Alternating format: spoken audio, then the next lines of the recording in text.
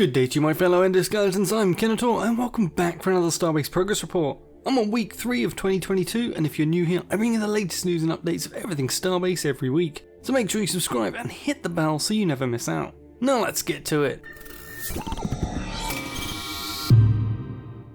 In case you missed my last video, we have an awesome community event set up for this weekend, running the full 2 days of the 29th and the 30th. You just need to turn up. It will be over at the Origin Gate ring station on the live branch, and the ship count to be showcased is now over 150 ships. So huge shout out to all the designers out there. This event will be not one to be missed. But if you do miss it, I'll be sure to go visit as many as I can in a stream this weekend, which will be up to view on demand right after. So get installed, get updated, and I will see you there. Sadly, we only have the one Lowry quote for this week before we jump into the gallery, and this one gives us a glimpse on just how much they will be adding to stations, as he says the next 1,000 pieces will be for the pretty stations. Now before you get carried away, this will most likely be new shapes with multiple styles as they currently have. But there will of course be all the new furniture we've been seeing, as well as the new station lights and billboards. But given how few block shapes we have already, this is hugely welcome, and I hope we will see them come to capital ships too.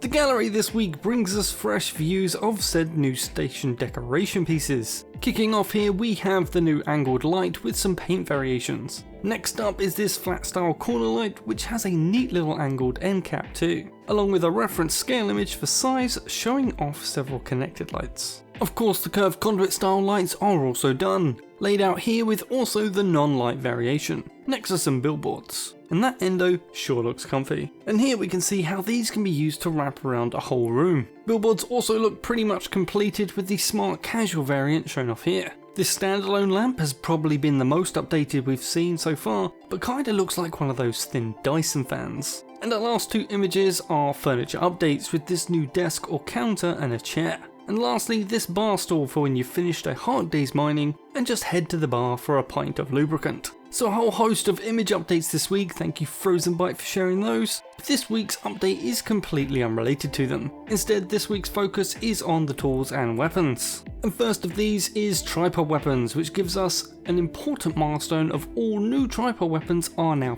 finished, which should bring both the plasma and laser weapons to the tripod. Feedback displays or holograms have been added to track both charge and ammo states for the weapons, giving more feedback to the user. The code for placing tripods on stations has also now been completed, but no word yet on if they will still need a connection to a power grid somehow. And last for this section is that support will be coming for having tripods be placeable within the ship designer. And while this is amazing for combat ship designers, this is yet to start coding, but at least we know it's planned. Handheld weapons have also been through the update process of adding the same feedback displays, either through holograms or built-in screens on the model itself. And let's not forget our trusty tools, they too got the same magic treatment. So no more wondering if you're nearly out of bolts on that bolt tool. For tools that use power packs, it also gives you additional information on how many additional packs you still have in your inventory. And as reported on previous week's updates, the paint tool with its now 2 modes also has its own unique feedback display for which can show you the colour currently loaded in addition to the layer you're painting on. The paint tool itself is also having further improvements being worked on, with the feature to change the brush size being a designer only ability now being brought to the handheld version. This will be important for painting both stations and capitals given how many blocks these will have.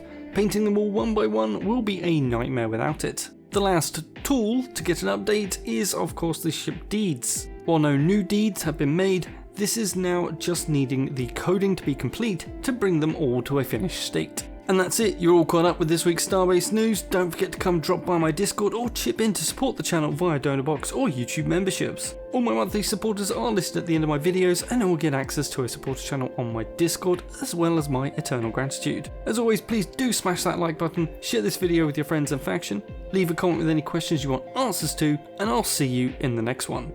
Kenetor, out.